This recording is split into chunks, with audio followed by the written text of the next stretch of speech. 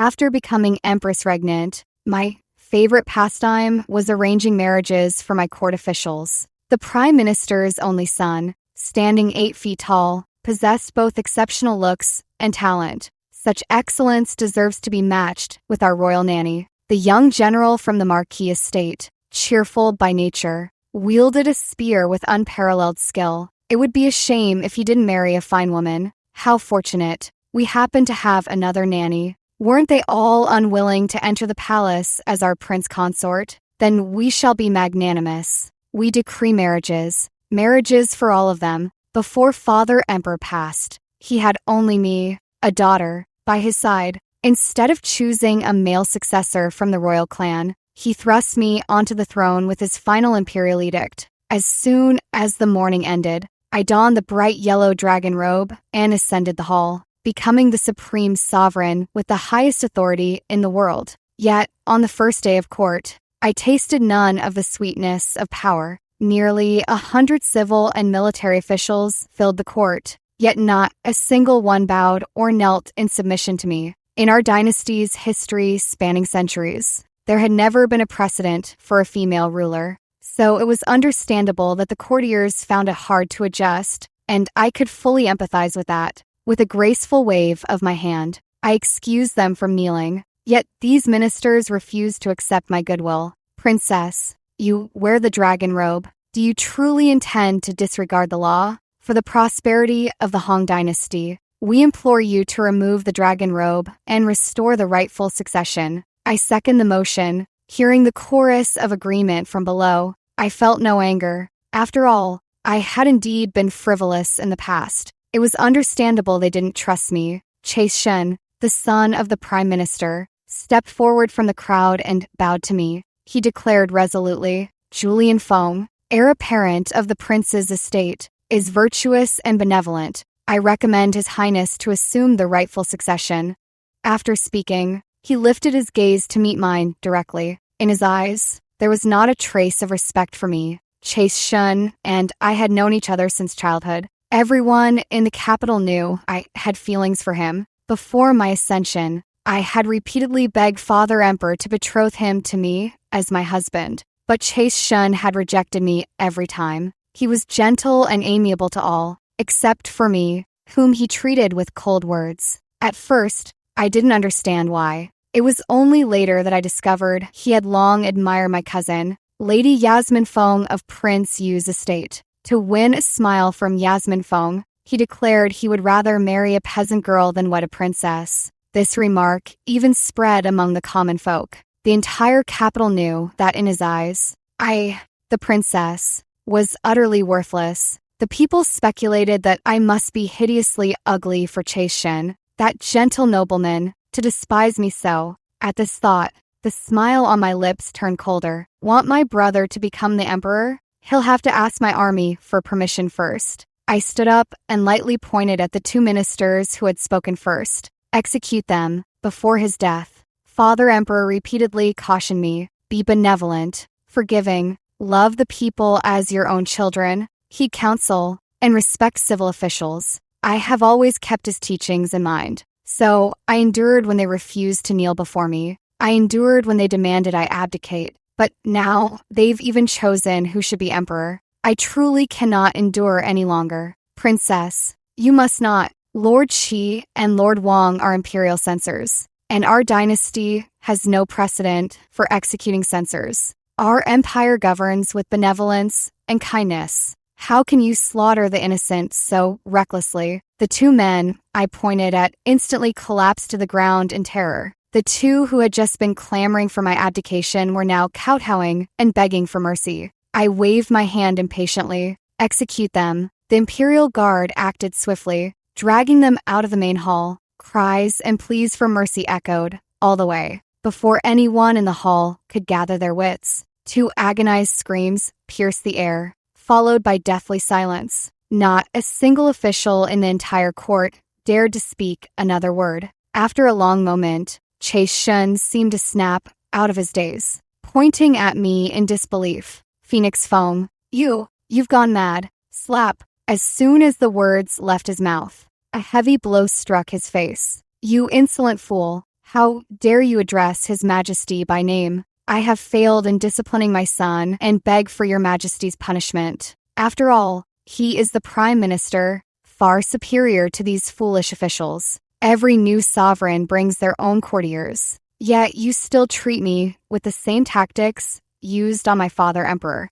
A good outcome would be a dead end. A bad one, however, would mean the elimination of the entire clan. I smiled as I looked at the Prime Minister. Prime Minister Shun, Yuist, how could we bear to punish Vice Minister Shun? Just as Marcus Shun below let out a sigh of relief. My tone shifted. We have just ascended the throne and are in need of a prince consort. Does Prime Minister Shun have any thoughts on the matter? Marcus Shun paused in his movements, then kowtowed heavily. Your Majesty's family affairs are not for your servant to comment on recklessly. I raised an eyebrow and glanced at the others. And what of the rest of you, my beloved ministers? We dare not speak out of turn. Your Majesty, it's good that you dare not speak recklessly. I prefer them to keep their mouths shut. We find Vice Minister Shun quite suitable. I wonder if he would be willing? Chase Shun's face instantly turned ashen as he angrily retorted, "Don't go too far."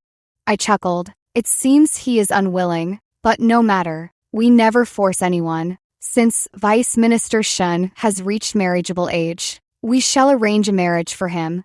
I beckoned the eunuch Decker forward. We recall Vice Minister Shun once said he'd rather marry a farmer's daughter than what a princess, showing he cares not for status. Coincidentally, our nanny wishes to leave the palace soon, and we were just worrying about finding her a good match. It seems Vice Minister Shun is the perfect choice. Decker immediately chimed in agreement. Your Majesty is most wise. At this, not only Chase Shen, but even Marcus Shun's face turned ashen. The Prime Minister's only son, well, versed in literature since childhood, gifted in both talent and appearance, with a future full of promise. Yet now he was to marry a nanny. Though she was the Emperor's nanny, she was still a nanny. Marcus Shun spoke up in panic. Your Majesty, my son is still young. Not yet. Before he could finish, I raised my hand to cut him off. We share a deep bond with our nanny, Prime Minister Shun. You must treat her well when she joins your family. The Emperor's golden word left no room for retraction. Marcus Shun knelt on the ground, his voice tinged with gritted teeth. We thank your Majesty for this marriage arrangement.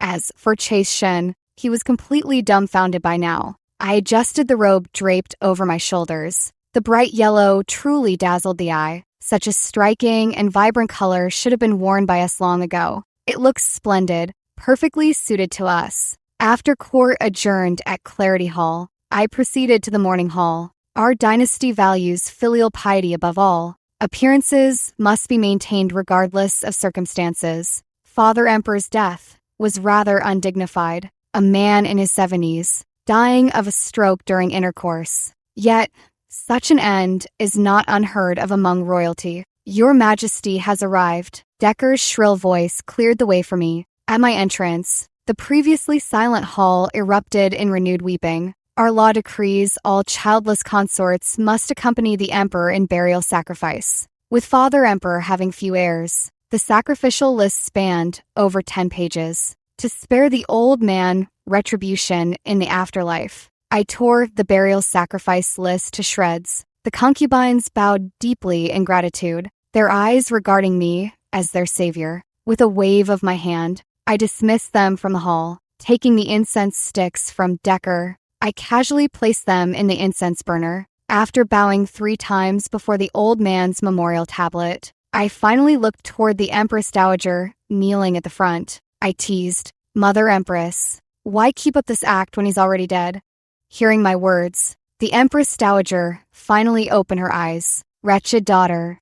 Looking into her hate-filled eyes, I suddenly laughed. If there was anyone who least wanted me to become emperor, my own mother would undoubtedly be at the top of the list. Before Father Emperor breathed his last, he called me to his bedside. To be honest, an emperor's thoughts are truly hard to decipher. I had already prepared for rebellion, yet the throne fell right into my lap, fresh and unexpected. For this, I was extremely pleased. But unfortunately, my joy meant that some people were bound to be unhappy. The first among them was my mother Empress. Her face immediately changed, and before Father Emperor had even passed, she sent a carrier pigeon message to Prince Yu. As for this royal uncle of mine, I've never understood what charm he truly possesses. Something that could make my mother Empress so deeply obsessed. She wouldn't even take the throne when her own daughter became emperor. But pigeons are no match for arrows and speed.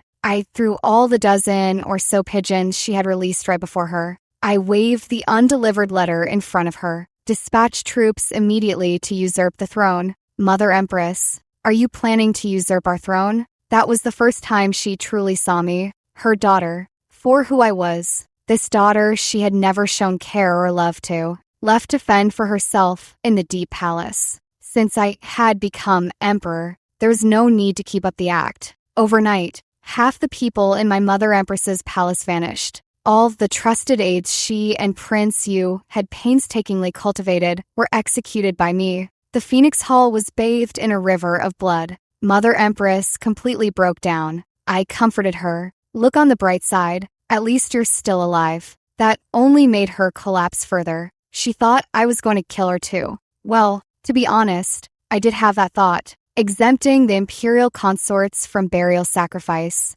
Father Emperor's journey to the underworld would inevitably be lonely, but after much thought, I still feel now is not the right time. Father Emperor's funeral rites have already drained my treasury. If Mother Empress were to pass away now, that would truly spell disaster. Your Majesty, Prince Yu is waiting outside the hall. Upon hearing the name Prince Yu, my Mother Empress immediately stood up.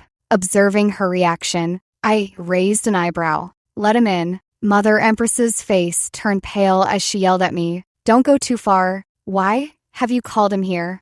I really am too innocent. Mother Empress, it's been so long since you've seen Royal Uncle. Surely you must miss him. I invited him to see you. How is that me going too far? Before Mother Empress could say more, Prince Yu was ushered in. Your subject pays respects to the Emperor and the Empress Dowager. This royal uncle of mine is much smarter than my Mother Empress, performing a full set of courtesies to me. Without my word, he remained kneeling on the ground. After kneeling for a good while, Mother Empress couldn't hold back and spoke up. Phoenix Foam, let your royal uncle rise. I quickly responded, Royal uncle, please rise quickly. I'm still unaccustomed to the throne since my recent ascension. Surely you won't blame us for this. That old fellow lifted his eyelids and respectfully said, Your servant wouldn't dare. My Mother Empress stared at him, her eyes filled with heartache. It felt as though, were I not present, she would have asked Royal Uncle if his knees hurt from kneeling.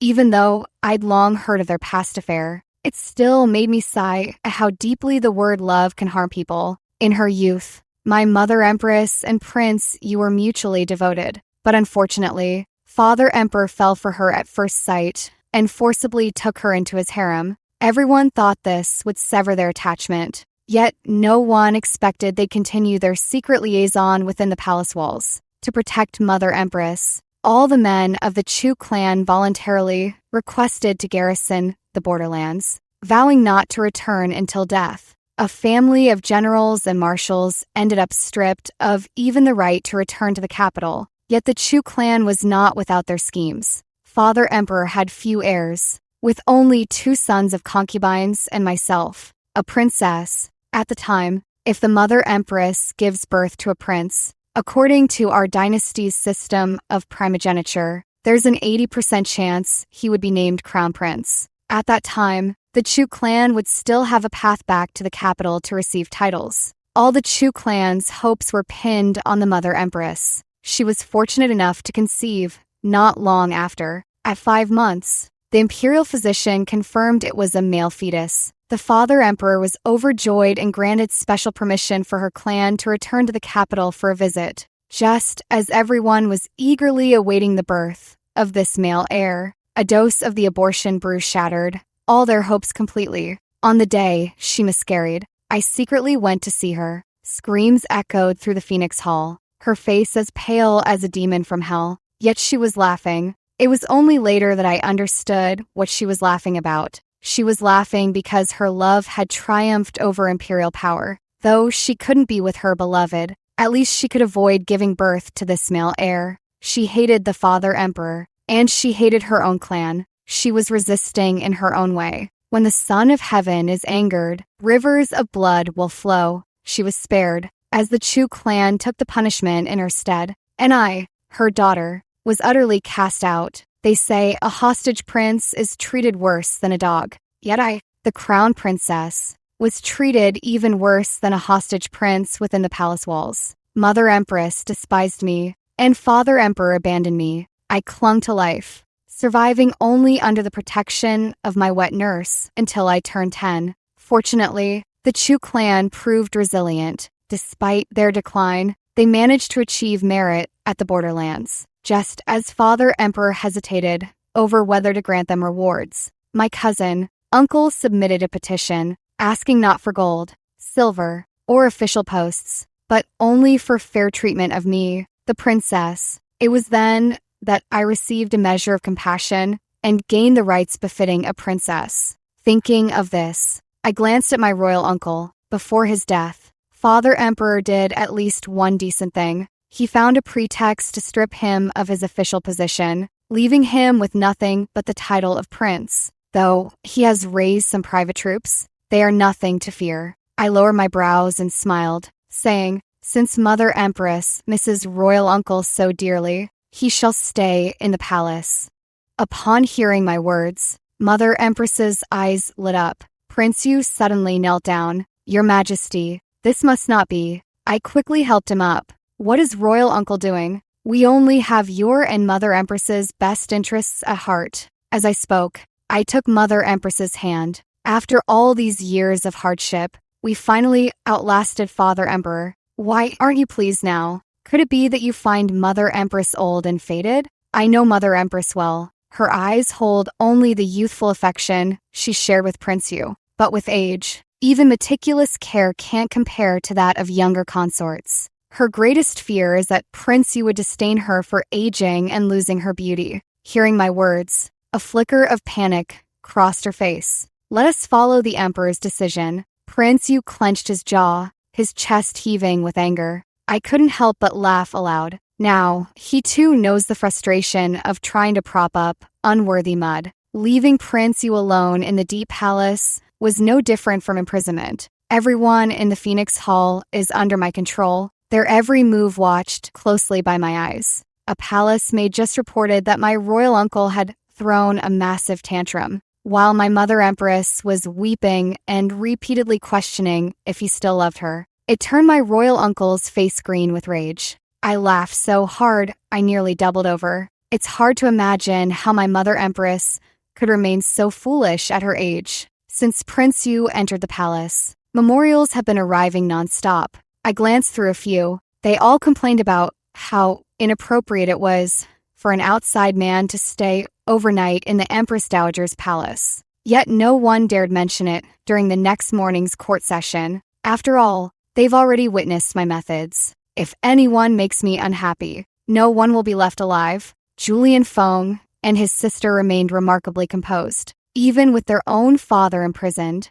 they're still claiming illness. But there are those who can't keep their calm. The young Marquis Ethan Chung from the Marquis' estate stormed furiously to the gates of the Hall of Diligent Governance. These past few days I've been preoccupied with dealing with clever people, and completely forgot about this fool. I didn't enter the Royal Academy until I was 10 years old. Most royal princes and princesses begin their education at 4 or 5, but mine was delayed until I was 10. At that time, besides my 2 elder brothers, the Academy also admitted several study companions. Julian Feng and his sister, Chase Shun, and Ethan Chung were all among these companions. I joined the Academy far too late to ever fit in with them. Father Emperor was excessively lenient and indulgent toward his ministers. As a result, these companions' children never showed any respect for me, an unfavored princess. Yasmin Feng was both talented and beautiful,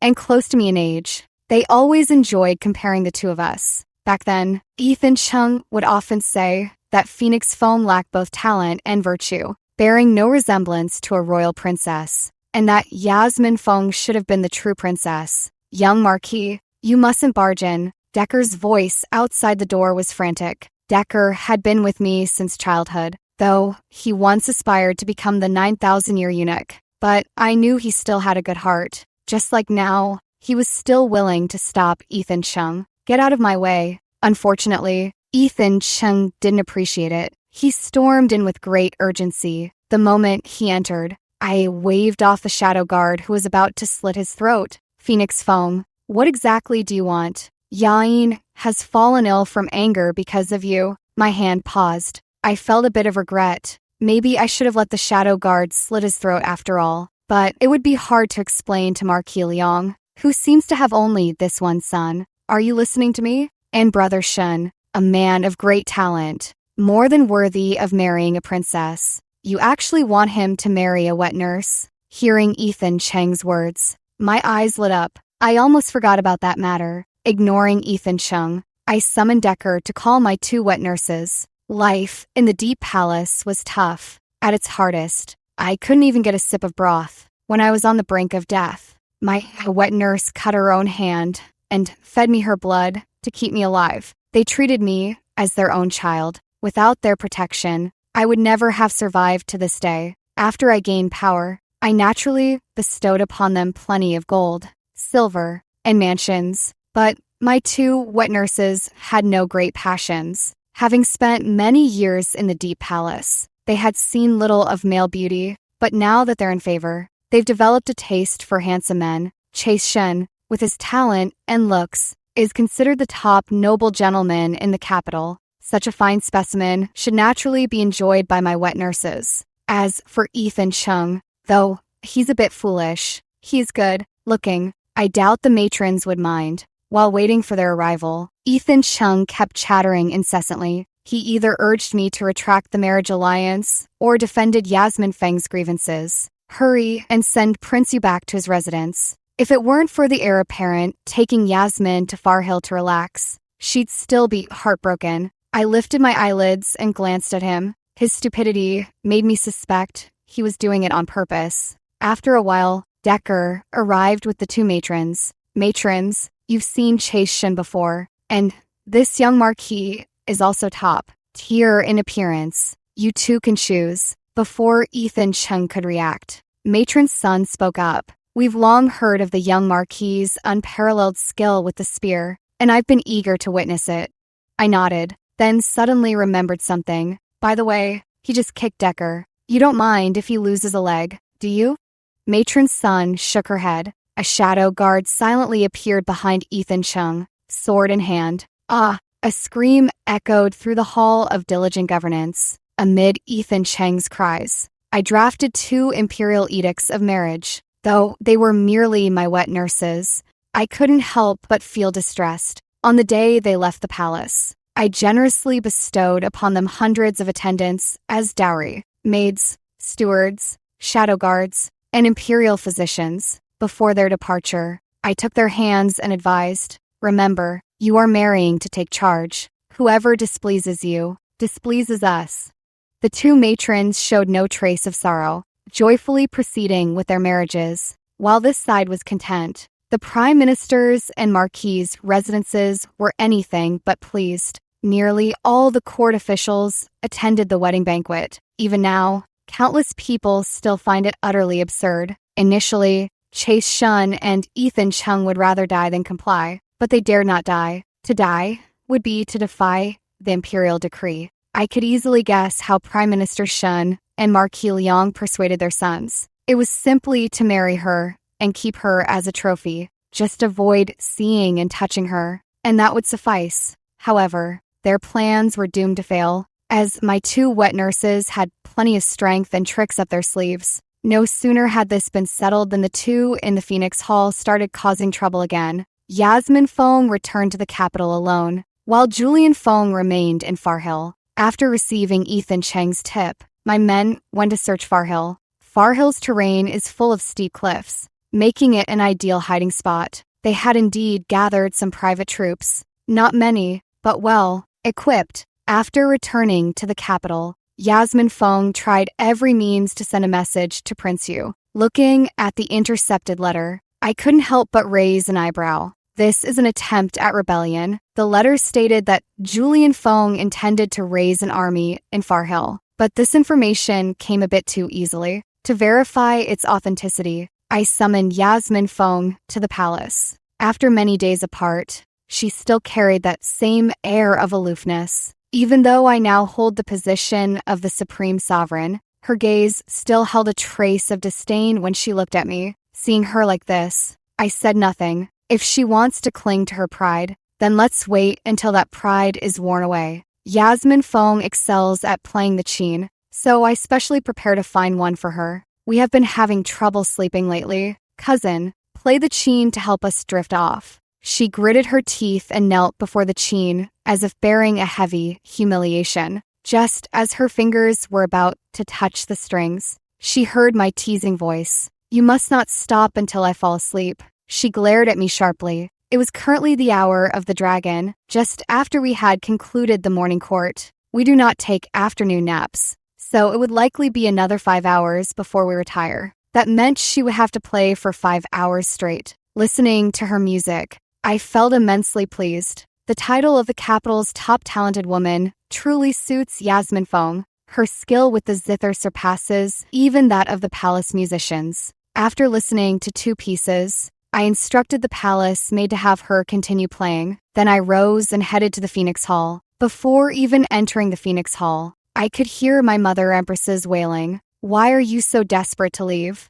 Are you still thinking about those little sluts in your mansion? Prince Yu's voice was icy. Don't talk nonsense. I want to see Yasmin. I don't care. Now that I finally have you with me, you can't go. The hysterical sobbing abruptly ceased with the announcement of the Emperor's arrival. I strode into the Phoenix Hall. More than my weeping mother Empress, I was curious about Prince Yu's expression. The moment I saw him, I couldn't help but burst out laughing. Royal uncle, what happened to you? Haven't you been resting well? Prince Yu was already past 50, though well preserved. Age had taken its toll. Now, tormented by my mother Empress, he had dark circles under his eyes and pale lips. At my teasing, his expression grew even more unpleasant. He snorted coldly. Your Majesty, shouldn't you allow this subject to leave the palace now? The moment leaving the palace was mentioned, Mother Empress became anxious again.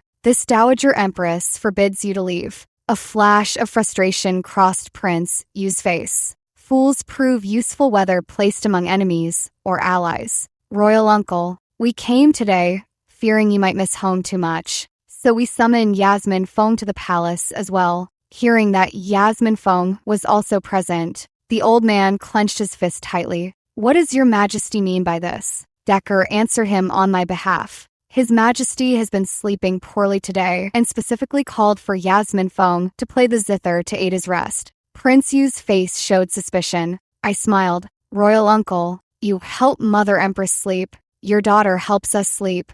If this were to spread, it would make for quite a tale, wouldn't it? He turned green with rage at my words. To prevent the old man from dying of anger right then, I left the Phoenix Hall first. On the way back to the Hall of Diligent Governance, I pondered Prince Yu's reaction. His attitude was beyond reproach, but it was too easy. Whether it was Farhill's private soldiers or the rebellion letters, obtaining them was all too effortless. From what I know of this old fox, raising troops to rebel isn't his style. The soldiers he's raised, at most, don't exceed 10,000. Compared to the capital's forces, it's like a mayfly trying to shake a tree. My mother Empress may be foolish, but he's not. There's only one possibility for this. His goal isn't actually rebellion. I had Decker deliver a secret edict. Since he's already set the stage, I'll step up and play my part in this drama. By the time I returned to the imperial bedchambers,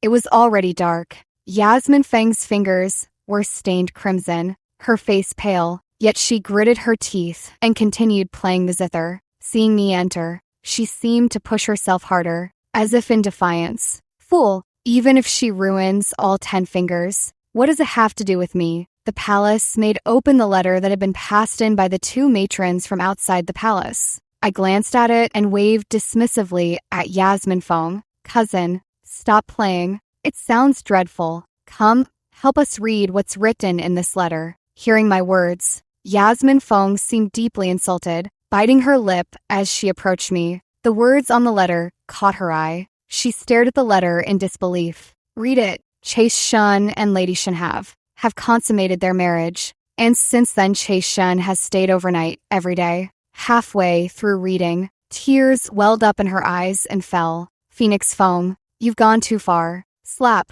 Before she could finish, my personal matron struck her across the face. Yasmin Feng had been raised in luxury since childhood, her body delicate and frail. A single slap sent her tumbling to the ground. I stood up and stepped on her bloodied fingers. A scream of agony escaped her lips. I curled my lips into a smirk. Cousin, is this what you call going too far? We think it's not as extreme as when you allowed those noble girls to make us bark like a dog. Yasmin Feng fainted. I had her splashed with water to wake her up, bandaged the wound on my hand, and then stared at her as she continued playing the zither. It wasn't until I fell asleep that I allowed her to stop. The next morning, as soon as the palace gates opened, I had her released from the palace. Tormenting her was indeed amusing, but now was not the time for it. Having suffered such humiliation, she was bound to go to Chase Shun and Ethan Chung to complain. Julian Feng also doted on the sister of his immensely. People are prone to committing irrational foolish acts when enraged. They wouldn't dare to cause trouble in front of me again. However, that didn't stop them from daring to rebel. For the safety of my two wet nurses, I ordered them to return to the palace for a short stay. As I had anticipated, on the third day after Yasmin Feng left the palace, the Far Hill military mutinied. This timing was completely different from what was written in the intercepted letters. Julian Feng led his private troops to take over the county overnight, launching a mutiny under the pretext of to cleanse the court. His movement garnered support from many court officials who believed women shouldn't ascend the throne. During the morning court session, half the officials were absent, with Prime Minister Shun and Marquis Liang both requesting leave. Those present now, aside from a few spies Julian Feng had planted, could be considered my supporters. The ministers below were fiercely arguing over who should be sent to suppress the rebellion. The court lacked military leadership talent. For years, Father Emperor had prioritized civil officials over military ones, creating a severe imbalance in their numbers. Apart from the Chu clan garrisoning the border, all military officers in the capital were minor officials of the fourth rank or lower. When it came to appointing someone to lead troops against the rebels, they all withdrew like turtles into their shells. I flew into a tremendous rage. Ultimately, I promoted a previously unknown minor official by 4 ranks and appointed him as Grand Marshal. Though the civil officials had objections, they could say nothing under the circumstances. After resolving the commander issue, they began disputing over troops. The National Army was limited, with border unrest keeping 300,000 troops permanently stationed in the borderlands. The remainder were distributed across various regions. There were barely 100,000 troops near the capital in total. These 100,000 troops are the reassurance for maintaining peace in the capital. Yet Far Hill is not far from the capital, making it most suitable for mobilizing the capital's forces. The nearest other locations to Far Hill would take 5 to 6 days to reach. The civil officials were divided into 2 factions. One believed the capital's troops should not be mobilized. The other argued that since the rebels numbered only 10,000, mobilizing the capital's forces would pose no harm. After much debate, I decreed that he would lead 90,000 troops from the capital to suppress the rebellion, leaving only 10,000 soldiers to guard the capital. The large army moved slowly, taking 2 days to reach Far Hill. He sent word that Julian Feng had closed the city gates and showed no intention of engaging in battle. I issued a secret edict, instructing him not to rush. Since Julian Feng refuses to come out, we'll simply lay siege. The real battlefield is not at Far Hill. Lately, many new faces have appeared in the capital, even within the imperial palace. It's remarkable how my royal uncle, secluded deep in the palace, can extend his influence throughout the entire city. The season has been rainy of late. Layers of dark clouds press down, making it hard to breathe.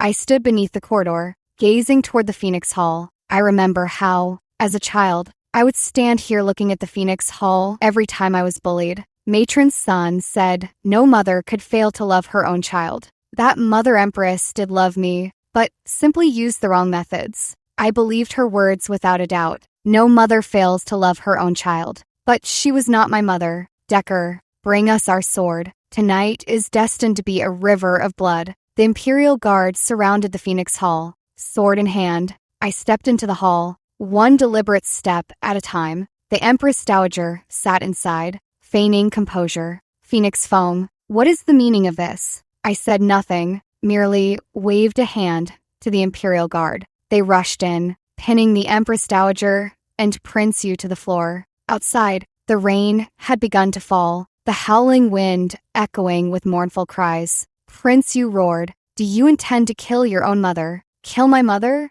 My birth mother was executed long ago by the Empress Dowager and Prince Yu's people. The Empress Dowager had an illicit affair with Prince Yu and gave birth to a daughter, who was sent out of the palace overnight. To avoid exposure, they took a child from her maternal clan to pose as her daughter. And I was that child. I crouched down, lifting my sword to tilt her chin up. We should not call you Mother Empress, but rather, Aunt." The Empress Dowager's eyes widened in shock. "You, how do you know?" I smiled, shifting the sword slightly to leave a red blood stain on her neck. "I learned the truth when I was 10 years old. The Chu clan had sacrificed far too much for her. Their official ranks, status, sons, and descendants. They were utterly disappointed in her. So, when I was 10, the Chu clan gambled the hopes of their entire clan on my future. Your Majesty, she is your Mother Empress. Do not listen to the slander of petty people."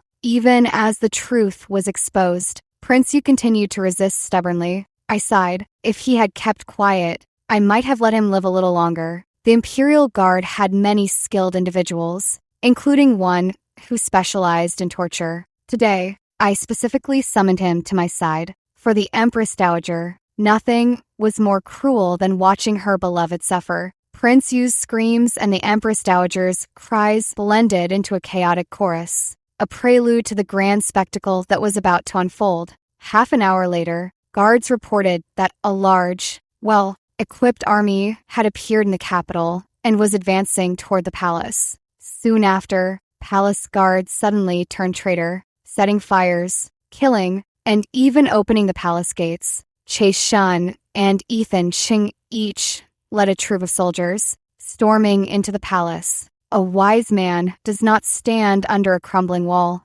nor do I fight battles I'm not sure of winning. Once the palace gates opened and closed, there was no turning back for them. The palace, which should have been silent, suddenly sprang to life, led by the female General Heather Chu, who had been disguised by my side for days. Thousands of borderland troops secretly returned to the capital, clashed with the rebels. The Chu army, lying in ambush outside the capital, simultaneously entered the city. I sat at the entrance of the Phoenix Hall, as if I could smell the scent of blood in the air. An hour later, the screams in the howling wind grew fainter. Heather Chu captured Chase Shun and Ethan Chen alive and brought them before me. Rainwater washed away the blood on their bodies. In just 1 hour, the Empress Dowager had gone mad, and Prince Yu was left disfigured. Ethan Chung, with a stiff neck, shouted angrily, "Phoenix foam, kill me or cut me as you wish. Ethan Chung, will never yield." Before he could finish speaking, he let out a scream. His other leg was also crippled. The excruciating pain made him collapse to the ground. With no trace left of the once dashing young Marquis, Chase Shin remained silent, head bowed. Beside him, I crouched down, grabbed his hair, and forced him to look up. "Where is Yasmin Fong?" He pressed his lips tightly together, seemingly sharing the same resolve as Ethan Chung. "If that's the case, then I have no choice but to be ruthless. I suppose his legs are of no use to him anymore." After a long pause, I asked him again, "Where is Yasmin Fong?" Chase Shun's voice trembled. Southside Pear Garden." The rain came suddenly and ceased just as quickly. After the rain, the palace returned to its usual order. All the palace servants were mobilized to clean up the blood and corpses. At the third quarter of the hour of the tiger, the guards captured Yasmin Fong and brought her into the palace. Dawn was approaching, and after a night of turmoil, I felt somewhat weary. So I had Yasmin Fong play the zither to lull me to sleep in the presence of her own parents. By the hour of the rabbit, news arrived from Farhill. Leon he attacked Farhill, and Julian Fong was pierced by countless arrows, dying on the spot. Upon hearing this, Prince Yu vomited a large mouthful of blood. He lay prostrate on the ground, mumbling incoherently, but I could feel his despair, just like the despair I had felt back then. The Empress Dowager had already broken down, huddled in a corner, incessantly muttering something. I had Decker help me change into the dragon robe.